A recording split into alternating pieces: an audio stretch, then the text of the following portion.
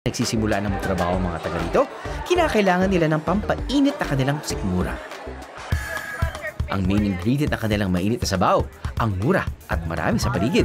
Siyempre isda, ito ang larang. Yung larang, sir, yan ang number 1 dito sa Cebu. Ay, usually po ba kinakain ng larang sa umaga, sa hapon, sa gabi? Yan talagang ginakain ng mga tao, dinadayo kami dito, sir. Normally, kinakain ng medyo yung madaling araw kasi malamig yung panahon.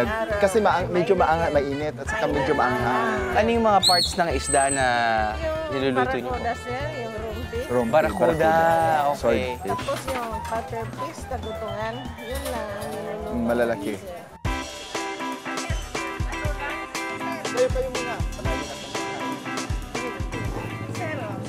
Sarap sa tiyan. Tamang asim, tamang alat. Yun, oh.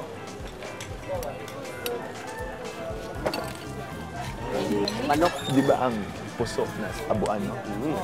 Ano po ito? Parang mga pisngi-pisngi, ganyan, no? Ay, oh. Yan nga yung masasarap, eh.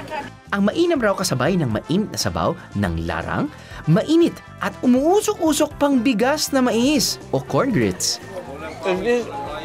Nakikita mo yung mantika, yan yung isda, yung fish na isda. Kasi slow cooking siya, constant lumalabas yun, nawawala yung lansa.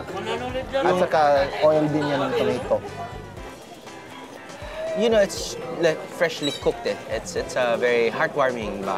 Yung parang it's the right combination of yung anghang niya, hindi naman sobrang anghang, eh. Yung sakto lang. Tapos to yung alat niya, sakto lang.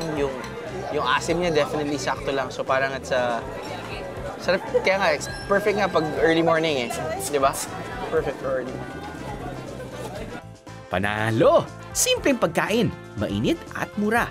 Tamang-tama para sa mga simpleng tao na nagtatrabaho sa Pasil Fishport o kahit namamalengke o napadaan lang.